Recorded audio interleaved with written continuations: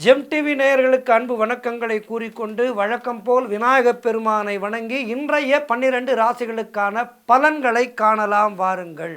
இன்று 2/2/2025 தை மாதம் 20ஆம் தேதி குரோதி வருடம் அற்புதமான ஞாயிற்றுக்கிழமை நல்ல நாள்.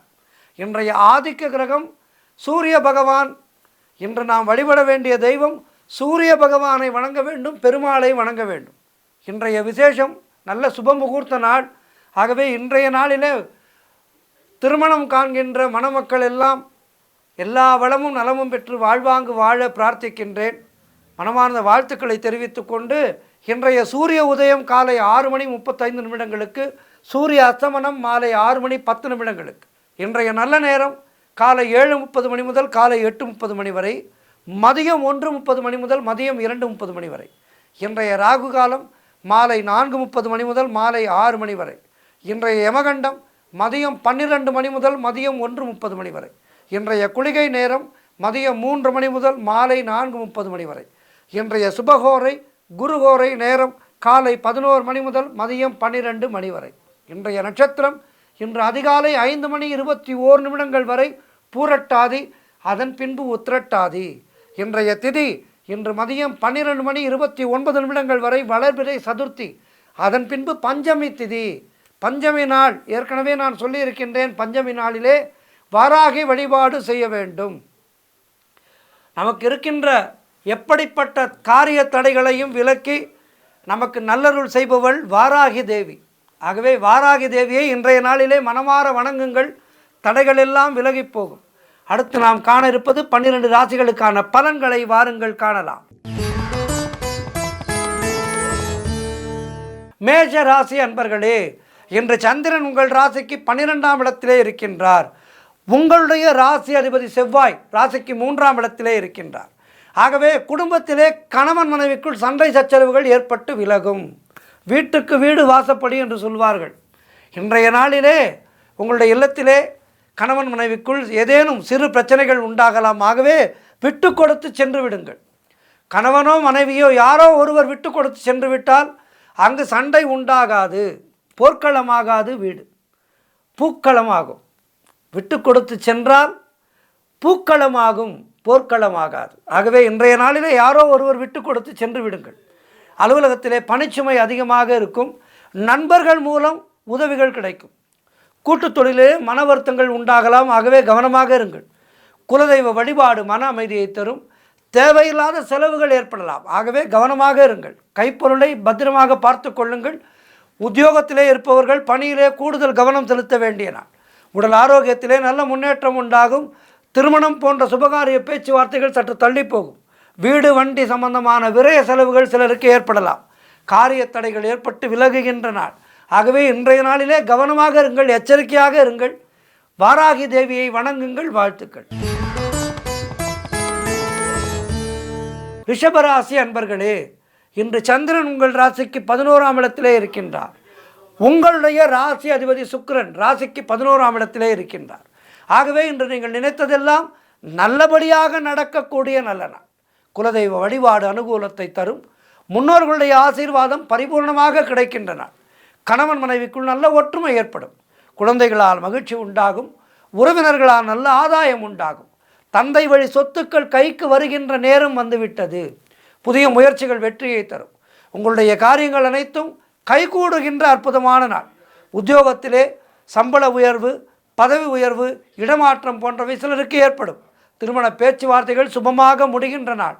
எல்லா வகையிலும் இன்றைய நாள் ஏற்றமான நாளாக இருக்கின்றது. வாராகி தேவியை வணங்குங்கள். சூரிய பகவானை வணங்குங்கள். வாழ்த்துக்கள். மிதுன ராசி அன்பர்களே, இன்று சந்திரன் உங்கள் ராசிக்கு 10ஆம் இடத்திலே இருக்கின்றார். உங்களுடைய ராசி அதிபதி புதன் ராசிக்கு 8ஆம் இடத்திலே இருக்கின்றார். ஆகவே தொழிலிலே நல்ல லாபம் ஏற்படும். எடுக்கும் முயற்சிகள் எல்லாம் வெற்றியை பெறுகின்ற நாள். எதிர்பார்த்த பணம் கைக்கு வரும். சுபகாரியங்கள் நடக்கக்கூடிய அற்புதமான நாள். வேலை இல்லாதவர்களுக்கு நல்ல வேலை கிடைக்கும். உழைப்புக்கு ஏற்ற ஊதியம் கிடைக்கும். கடன் பிரச்சனைகள் முற்றிலுமாக தீருகின்ற நாள் இன்றைய நாள். பொருளாதாரத்திலே நல்ல வளர்ச்சி உண்டாகும். குடும்ப ஒற்றுமை சந்தோஷத்தை தரும். காரிய தடைகள் விலகும். வீடு வண்டி வாகன மாற்றம் ஏற்படும். சிலருக்கு குழந்தை பாக்கியம் உண்டாகும். எல்லா வகையிலும் இன்றைய நாள் உங்களுக்கு ஏதேனும் ஒன்றை இயற்கை நல்கும். ஏதேனும் ஒரு நல்ல விஷயத்தை இன்றைய நாளிலே இறைவன் உங்களுக்கு கொடுக்க காத்திருக்கின்றார். பெற்றுக்கொள்ள தயாராக இருங்கள். ஆகவே இன்றைய நாளிலே வாராகி தேவியை வணங்குங்கள், சூரிய பகவானை வணங்குங்கள். வாழ்த்துக்கள். கடக ராசி அன்பர்களே, இன்று சந்திரன் உங்கள் ராசிக்கு 9ஆம் இடத்திலே இருக்கின்றார். ஆகவே இன்றைய நாளிலே பூர்வீக சொத்து சம்பந்தமான நல்ல விஷயங்கள் நடக்கும். உங்களுடைய புதிய தொழில் முயற்சிகள் எல்லாம் வெற்றியை தரும். கணவன் மனைவியிடையே நல்ல ஒற்றுமை ஏற்படும். நினைத்த காரியங்கள் நிறைவேறுகின்ற அற்புதமான நாள். கூட்டுத் தொழிலிலே நல்ல லாபங்கள் வரக்கூடிய நாள். வேலை மாற்றம் சிலருக்கு ஏற்படும். பொருள் வரவும் தனலாபமும் அதிகரிக்கின்ற நாள். திடீர் அதிர்ஷ்டம் சிலருக்கு ஏற்படும். தொழில் மற்றும் வியாபாரத்திலே நல்ல வளர்ச்சி உண்டாகும். திருமணம் போன்ற சுபகாரிய பேச்சுவார்த்தைகள் இனிதே முடிகின்ற நாள். தந்தை வழியிலே நல்ல அனுகூலம் உண்டாகும். கடன் தொல்லைகள் விலகும். நண்பர்கள் மூலம் எதிர்பார்த்த உதவிகள் தக்க சமயத்திலே கிடைக்கும். எல்லா வகையிலும் ஏற்றமான மாற்றமான நாள். வாராகி தேவியை வணங்குங்கள், சூரிய பகவானை வணங்குங்கள். வாழ்த்துக்கள். சிம்ம ராசி அன்பர்களே, இன்று சந்திரன் உங்கள் ராசிக்கு 8ஆம் இடத்திலே இருக்கின்றார். உங்களுடைய ராசி அதிபதி சூரியன் ராசிக்கு 6ஆம் இடத்திலே இருக்கின்றார். இன்றைய நாள் முழுவதும் உங்களுக்கு சந்திராஷ்டமம் இருக்கின்றது. ஆகவே புதிய முயற்சிகளை தள்ளி போடுவது நல்லது. கணவன் மனைவிக்குள் வாக்குவாதங்களை எல்லாம் தவிர்க்க வேண்டிய நாள். சுப விரயங்கள் சிலருக்கு ஏற்படும். உடல் ஆரோக்கியத்திலே நல்ல முன்னேற்றம் உண்டாகும். வெளியூர் பிரயாணங்களை தவிர்க்க வேண்டிய நாள். பணிச்சுமை சற்று அதிகமாக இருக்கும். குலதெய்வ வழிபாடு வெற்றியை தரும். வீண் வாக்குவாதங்களை எல்லாம் தவிர்க்க வேண்டிய நாள் இன்றைய நாள். செய்தொழிலிலே புதிய முதலீடுகள் செய்ய வேண்டாம். புதிய முயற்சிகள் இன்றைய நாளிலே வேண்டாம். தேவையில்லாத அலைச்சலும் மன உளைச்சலும் உண்டாகலாம். எதிலும் பொறுமையை கடைபிடிக்க வேண்டிய நாள். பூர்வீக சொத்து சம்பந்தமாக எந்த முடிவையும் இன்றைய நாளிலே எடுக்காதீர்கள். ஆகவே இன்றைய நாள் உங்களுக்கு சந்திராஷ்டம நாளாக இருப்பதால் நீங்கள் வாராகி தேவியை வணங்குங்கள். தடைகள் விலகிவிடும். புதிய முயற்சிகளை இன்றைய நாளிலே தொடங்காதீர்கள். மௌனத்தை கடைபிடியுங்கள். வாழ்த்துக்கள். கன்னி ராசி அன்பர்களே, இன்று சந்திரன் உங்கள் ராசிக்கு 7ஆம் இடத்திலே இருக்கின்றார். உங்களுடைய ராசி அதிபதி புதன் ராசிக்கு 5ஆம் இடத்திலே இருக்கின்றார். ஆகவே வாழ்க்கை துணையால் இன்றைய நாளிலே நல்ல மகிழ்ச்சி உண்டாகும். புதிய முயற்சிகள் எல்லாம் வெற்றியை தருகின்ற நாள். பொருளாதாரம் திருப்திகரமாக இருக்கும். பிள்ளைகளால் பெருமை ஏற்படும். நண்பர்கள் மற்றும் உறவினர்களால் நல்ல ஆதாயம் உண்டாகும். அனுகூலம் உண்டாகும். வீடு வண்டி வாகன மாற்றம் ஏற்படுகின்ற நாள். பழைய பாக்கிகள் வசூலாகும். பூர்வீக சொத்திலே இருந்து வந்த பிரச்சனைகள் எல்லாம் விலகுகின்ற நாள் இன்றைய நாள். சிலருக்கு திருமணம் நிச்சயமாகும். குலதெய்வ வழிபாடு செய்வீர்கள். உறவினர்களோடு இருந்து வந்த மன வருத்தங்கள் எல்லாம் தீருகின்ற நாள். தொழில் வியாபாரத்திலே நல்ல முன்னேற்றம் உண்டாகும். அலுவலகத்திலே இருந்து வந்த நெருக்கடிகள் குறையும். சிறப்பான நாள் இன்றைய நாள். துலாம் ராசி அன்பர்களே, இன்று சந்திரன் உங்கள் ராசிக்கு 6ஆம் இடத்திலே இருக்கின்றார். உங்களுடைய ராசி அதிபதி சுக்கிரன் ராசிக்கு 6ஆம் இடத்திலே இருக்கின்றார். ஆகவே இன்று நீங்கள் எதிர்பார்த்த காரியங்கள் சுபமாக முடியும். எதையோ ஒன்றை எதிர்பார்த்து காத்திருப்பீர்கள். அவை நல்லபடியாக முடிகின்ற நாள் இன்றைய நாள். அலுவலகத்திலே வேலை பளு அதிகமாக இருக்கும். தேவையில்லாமல் மற்றவர்களுடைய விஷயங்களிலே தலையிடக்கூடாது. குலதெய்வ வழிபாடு வெற்றியை தரும். வீண் வாக்குவாதங்களை எல்லாம் தவிர்க்க வேண்டிய நாள். காரிய அனுகூலம் உண்டாகும். மேலதிகாரிகளால் சிலருக்கு நெருக்கடிகள் உண்டாகலாம். வெளியூர் பயணங்கள் வெற்றியை தரும். பொருளாதாரம் நெருக்கடியாக இருக்கின்றது. உத்தியோக உயர்வு, பணியிட மாற்றம் போன்றவை கிடைக்கும். ஆகவே இன்றைய நாளிலே கவனமாக இருங்கள். இன்றைய நாளிலே நீங்கள் வாராகி தேவியை வணங்குங்கள். 12 ராசிக்காரர்களுமே இன்றைய நாளிலே வாராகியை வழிபாடு செய்ய வேண்டும். சூரிய பகவானை வணங்க வேண்டும். வாழ்த்துக்கள். விருச்சிக ராசி அன்பர்களே, இன்று சந்திரன் உங்கள் ராசிக்கு 5ஆம் இடத்திலே இருக்கின்றார். உங்களுடைய ராசி அதிபதி செவ்வாய் ராசிக்கு 8ஆம் இடத்திலே இருக்கின்றார். ஆகவே இன்றைய நாளிலே பண வரவு அதிகரிக்கும். செய்யும் செயலிலே பெயரும் புகழும் கிடைக்கின்ற நாள். உறவினர்களோடு இருந்து வந்த மன வருத்தங்கள் எல்லாம் தீரும். வேலையிலே காத்திருந்த இடமாற்றம் அமையும். முன்னோர்களுடைய சொத்திலே இருந்து உங்களுக்கு வர வேண்டிய பங்கு கைக்கு வருவதற்கான வேலை வந்துவிட்டது. அதற்கான முயற்சிகளை செய்தீர்கள் என்றால் சொத்து விஷயம் நல்லபடியாக முடியும். அதேபோல் குழந்தை பாக்கியத்திற்காக காத்திருக்கின்ற தம்பதிகளுக்கு சத்சந்தான பிராப்தி உண்டாகும். கடன் பிரச்சனைகள் முற்றிலுமாக தீரும். தொட்டதெல்லாம் பொன்னாகக்கூடிய அற்புதமான நாள். பிள்ளைகளால் பெருமை ஏற்படும். வாழ்க்கை துணையால் நல்ல மகிழ்ச்சி உண்டாகும். வியாபாரத்திலே நல்ல முன்னேற்றம் உண்டாகும். எல்லா வகையிலும் இன்றைய நாள் சிறப்பாக இருக்கின்றது. மேலும் சிறப்புகளை பெறுவதற்கு பஞ்சமி நாள் வாராகி வழிபாடு செய்யுங்கள். ஞாயிற்றுக்கிழமை சூரிய பகவானை வணங்குங்கள். வாழ்த்துக்கள். தனுசு ராசி அன்பர்களே, இன்று சந்திரன் உங்கள் ராசிக்கு 4ஆம் இடத்திலே இருக்கின்றார். உங்களுடைய ராசி அதிபதி குரு ராசிக்கு 6ஆம் இடத்திலே இருக்கின்றார். ஆகவே வீடு கட்டுவதற்கான முயற்சிகள் வெற்றி பெறும். மனக்குழப்பங்கள் எல்லாம் தீரும். கடன் தொல்லைகள் விலகுகின்றன. தொழில் முன்னேற்றம் சிறப்பாக இருக்கும். செய்தொழிலிலே சிறப்பான முன்னேற்றம் ஏற்படும். திருமணம் போன்ற சுபகாரிய பேச்சுவார்த்தைகள் இனிதே முடிகின்ற நாள். உடல் ஆரோக்கியம் சிறப்பாக இருக்கும். பொருளாதாரம் திருப்திகரமாக இருக்கின்றது. காரிய அனுகூலம் உண்டாகும். வண்டி வாகன யோகம் உண்டாகும். உத்தியோக மாற்றம் சிலருக்கு உண்டாகும். தாய் வழி சொந்தங்களின் உதவிகள் எல்லாம் கிடைக்கின்றன. நண்பர்கள் உறவினர்களால் நல்ல ஆதாயம் உண்டாகும். ஆகவே இன்றைய நாள் மிக மிக சிறப்பாக இருக்கின்றது. உங்களுடைய முயற்சிகள் அனைத்தும் வெற்றியாகின்ற நாள். நீங்கள் நினைத்தது அனைத்தும் நல்லபடியாக நடக்கக்கூடிய நல்ல நாள். சிறப்பாக இருக்கின்றது. வாராகி தேவியை வழிபடுங்கள். சூரிய பகவானை வழிபடுங்கள். வாழ்த்துக்கள். மகர ராசி அன்பர்களே, இன்று சந்திரன் உங்கள் ராசிக்கு 3ஆம் இடத்திலே இருக்கின்றார். உங்களுடைய ராசி அதிபதி சனி ராசிக்கு 2ஆம் இடத்திலே இருக்கின்றார். ஆகவே இன்றைய நாளிலே இளைய சகோதரர்கள் மூலம் நல்ல அனுகூலம் உண்டாகும்.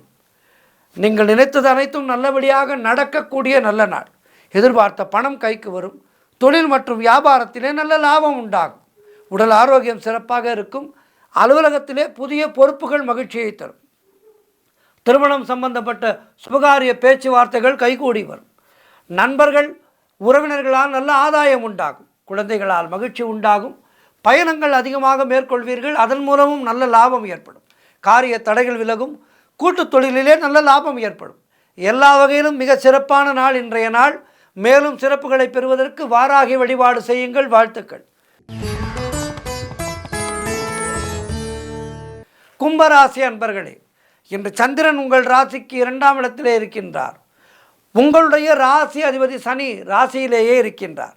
ஆகவே இன்றைய நாளிலே திடீர் பணவரவு உண்டாகும். குடும்ப ஒற்றுமை சந்தோஷத்தை தரும். கணவன் மனைவியிடையே நல்ல ஒற்றுமை ஏற்படும். குழந்தைகளால் மகிழ்ச்சி உண்டாகும். பதவி உயர்வோடு வேலை மாற்றம் சிலருக்கு ஏற்படும். திருமண பேச்சுவார்த்தைகள் சுபமாக முடியும். புதிய வேலை வாய்ப்புகள் கிடைக்கும். தொழில் மற்றும் வியாபாரத்திலே நல்ல முன்னேற்றம் உண்டாகும். நண்பர்கள் மூலம் உறவினர்கள் மூலம் நல்ல ஆதாயம் உண்டாகும். பழைய பாக்கிகள் வசூலாகும். உழைப்புக்கு ஏற்ற ஊதியம் கிடைக்கின்றன. கடன் பிரச்சனைகள் முற்றிலுமாக தீரும். எல்லா வகையிலும் கும்பராசியினருக்கு இன்றைய நாள் மிக சிறப்பாக இருக்கின்றது. மேலும் சிறப்புகளை பெறுவதற்கு வாராகியை வழிபாடு செய்யுங்கள். வாழ்த்துக்கள். மீனராசி அன்பர்களே, இன்று சந்திரன் உங்கள் ராசியிலேயே இருக்கின்றார். உங்களுடைய ராசி அதிபதி குரு ராசிக்கு 3ஆம் இடத்திலே இருக்கின்றார். ஆகவே இன்று நீங்கள் நினைத்த காரியமெல்லாம் நல்லபடியாக நடக்கும். பொருளாதாரம் திருப்திகரமாக இருக்கும். பிள்ளைகளால் பெருமை ஏற்படும். புதிய வேலை வாய்ப்புகள் சிலருக்கு ஏற்படும். அதன் மூலம் நல்ல வருமானமும் புகழும் கிடைக்கின்றன. செய்தொழிலிலே நல்ல லாபம் உண்டாகும். உடல் ஆரோக்கியத்திலே நல்ல முன்னேற்றம் உண்டாகும். எல்லா வகையிலும் இன்றைய நாள் மிக சிறப்பாக இருக்கின்றது. பூர்வீக சொத்திலே இருந்து உங்களுக்கு வரவேண்டிய பணம் கைக்கு வருகின்ற வேலை வந்துவிட்டது. அதற்கான முயற்சிகளிலே இறங்குங்கள். எல்லாமே கிடைக்கும். ஆகவே இன்றைய நாள் மீனராசியினருக்கு மிக அற்புதமாக இருக்கின்றது. மேலும் சிறப்புகளை பெறுவதற்கு அவர்கள் என்ன செய்ய வேண்டும்? பஞ்சமி தினம் வாராகி தேவியை வழிபட வேண்டும். மனம் மிகவும் சந்தோஷமாக இருக்கின்ற நாள். கணவன் மனைவிக்குள் இருந்து வந்த பிரச்சனைகள் எல்லாம் தீரும். எல்லாமே ஒரு பாசிட்டிவ் எனர்ஜியோடு நடக்கின்ற நாள். பாசிட்டிவ் எனர்ஜி நல்ல விதமாக இருக்கும். இன்றைய நாளிலே உங்களுக்கு வாழ்த்துக்கள். 12 ராசியினரும் இன்றைய நாளிலே வாராகி தேவியை வழிபடுங்கள். சூரிய பகவானை வழிபடுங்கள். வாழ்த்துக்கள். இன்றைய ஆன்மீக தகவல். கடவுள் எங்கே இருக்கின்றான்? இந்த கேள்வி நிறைய பேருக்கு உண்டு. அழகாக ஒரு கதை சொல்வார்கள். ஒரு மிகப்பெரிய மன்னன் தன்னுடைய அரசவையில் இருக்கின்ற அந்த பெரும் தமிழ் புலவரை அழைத்து, எனக்கு 3 கேள்விகளுக்கு உடனடியாக விடை தெரிய வேண்டும் என்று சொல்கின்றான். அவரும் கேளுங்கள் மன்னா என்கின்றார். முதலாவதான கேள்வி, இறைவன் எங்கு இருக்கின்றான்? இரண்டாவதான கேள்வி, அவன் என்ன செய்து கொண்டிருக்கின்றான்? இப்படி கேள்விகளை கேட்டார். இவருக்கு ஒன்றும் புரியவில்லை. இந்த கேள்விக்கான விடைகளை நாளை நீங்கள் எனக்கு சொல்ல வேண்டும் என்று அவை கலைந்தது என்று சொல்லிவிட்டு மன்னர் போய்விட்டார். மிகப்பெரிய மனபாரத்தோடு இந்த புலவர் தன்னுடைய வீட்டுக்கு வந்தார். வீட்டிலே அவருடைய அழகான பேத்தி, தாத்தாவை போலவே மிகுந்த புத்திசாலி. அந்த பேத்தியாகப்பட்டவள் இந்த பெரியவரிடம் கேட்டாள், ஏன் தாத்தா ஒரு மாதிரியாக இருக்கின்றீர்கள், என்ன பிரச்சனை என்றார். இந்த பிரச்சனை உனக்கு புரியாதம்மா, மன்னர் மிகப்பெரிய கேள்வி ஒன்றை என்னிடம் கேட்டிருக்கின்றார், அதற்கு நான் பதிலளிக்க வேண்டும். ஆனால் பதிலளிக்க முடியாத கேள்வியாக இருக்கின்றது அவர் கேட்டிருப்பது என்று பேத்தியிடம் புலம்புகின்றார். பேத்தியோ, சொல்லுங்கள் தாத்தா, என்னிடம் சொல்லுங்கள், நான் பதிலளிக்கின்றேன் என்கின்றார். தாத்தாவும் அந்த நேரம் பொழுது போக வேண்டுமே, மனம் பாரமாக இருக்கின்றதல்லவா, மனம் பாரமாக இருக்கும்போது குழந்தைகளோடு விளையாடினால் மனம் சற்று இளைப்பார். அந்த வகையிலே அவர் பேத்தியிடம் நடந்தவற்றை சொல்லி, இறைவன் எங்கிருக்கின்றான், என்ன செய்து கொண்டிருக்கின்றான் என்று கேட்டு விட்டாரம்மா, இதற்கு நான் எப்படி பதில் சொல்ல முடியும் என்றார். பேத்தியோ, அது தெய்வ குழந்தை, சிரித்து கொண்டே, இது சாதாரண விஷயம், நான் பார்த்து கொள்கின்றேன் அப்பா தாத்தா, நான் நாளை அவைக்கு செல்கின்றேன் என்று மறுநாள் அந்த குழந்தை அவைக்கு வந்து விட்டது. இந்த குழந்தை அவைக்கு வந்து விட்டது. பார்த்தவர்களுக்கு எல்லாம் மிகுந்த ஆச்சரியம், என்னடா இது, தாத்தாவிற்கே பதில் சொல்ல முடியாது இந்த கேள்வி, குழந்தையை அனுப்பியிருக்கின்றாரே, சரி மன்னரிடமிருந்து தப்பித்து கொள்ளலாம் என்ற எண்ணத்திலே அவர் அனுப்பியிருக்கின்றார் என்று மற்றவர்கள் பேசிக்கொண்டார்கள். புறம் பேசும் உலகம்தானே இது, புறம் பேசிக்கொண்டார்கள். இந்த குழந்தை வந்தது, மகாராஜா விசாரித்தார் யார் என்று. குழந்தையை பற்றி எல்லோரும் சொன்னார்கள், நம்முடைய புலவருடைய பேர்த்தி என்று. நீ என்ன சொல்வாய் என்று அந்த குழந்தையை சற்று ஏளனமாக பார்த்து கேட்டார் மன்னர். ஆனால் அந்த குழந்தை ஞான குழந்தை அல்லவா, கேளுங்கள் மன்னா, உங்களுடைய கேள்விகளை நான் பதில் சொல்கின்றேன் என்று அவர் கேட்டார். கடவுள் எங்கே இருக்கின்றார் என்று. அந்த குழந்தை மிக அழகாக பதிலளித்தது. ஒரு பெரிய விளக்கை ஏற்றச் சொன்னது. 5 திரிகள் போட்டு மிகப்பெரிய விளக்கை ஏற்றினார்கள்.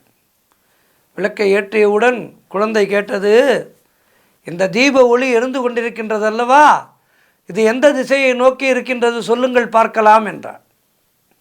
மன்னருக்கு ஒன்றும் புரியவில்லை. அது எப்படிம்மா சொல்ல முடியும், தீபமானது எல்லா இடத்துக்கும் ஒளி கொடுக்கும். அப்படித்தான் மகாராஜா, இறைவன் என்பவரை நாம் கட்டுப்படுத்த முடியாது, ஒரு கட்டுக்குள் அடக்க முடியாது, அவன் எங்கும் வியாபித்திருப்பவன் என்று குழந்தை அழகாக பதிலளித்தது.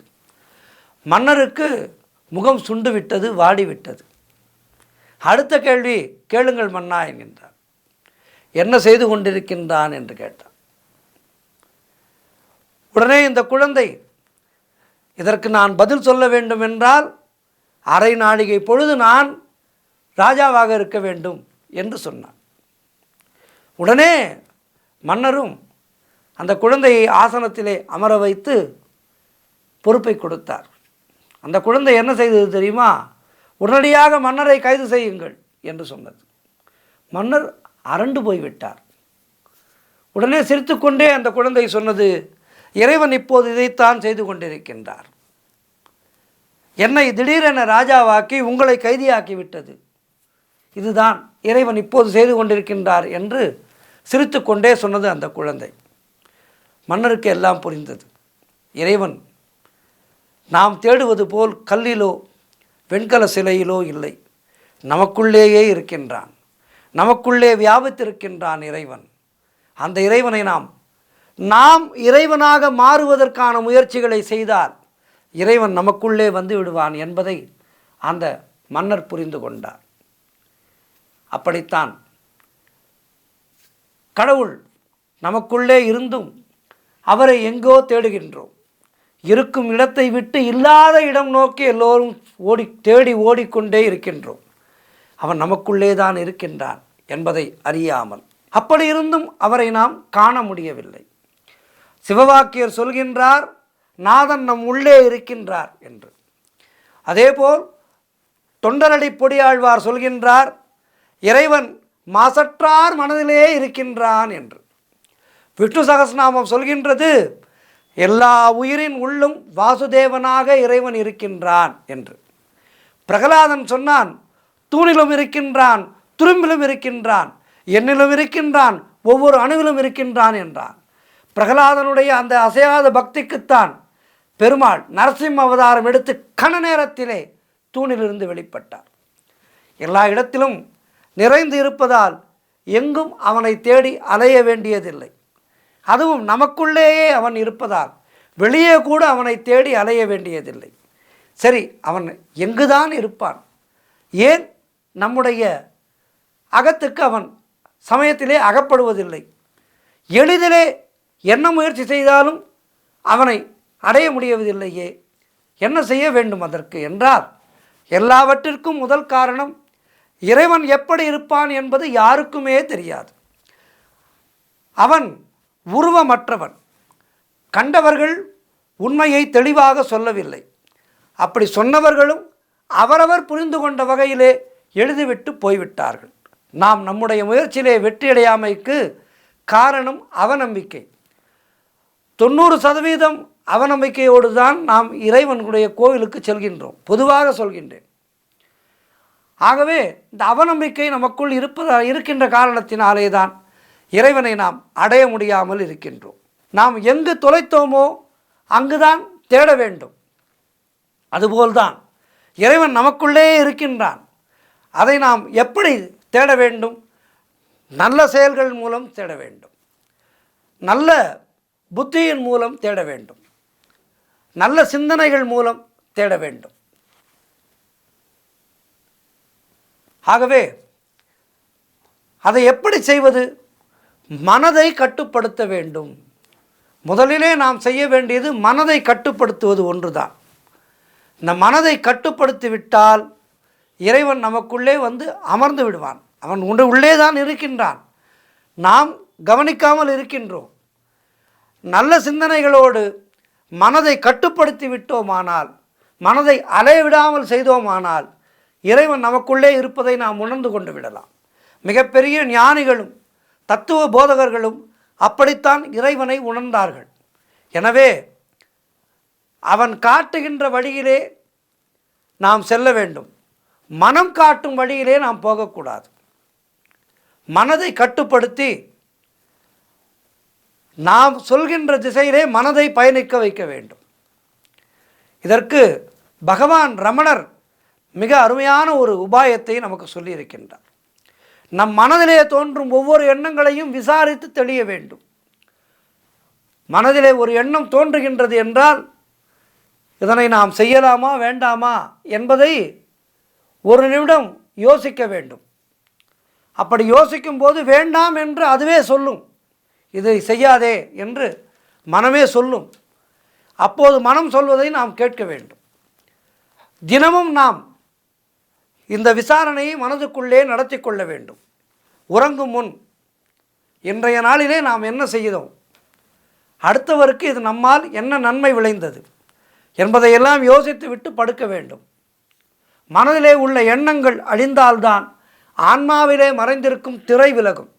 நிலவை மறைத்த மேகம் அகன்றதும் நிலவு ஒளி வீசுவது போல நம்முடைய ஆன்மாவானது ஒளி வீசும். ஆகவே இன்று தொடங்கி, இன்று நல்ல நாள், இன்று தொடங்கி அதற்கான முயற்சிகளை செய்வோம். நமக்குள்ளே இறைவனை காண்போம். குருப்யோ நமக. நன்றி, வணக்கம்.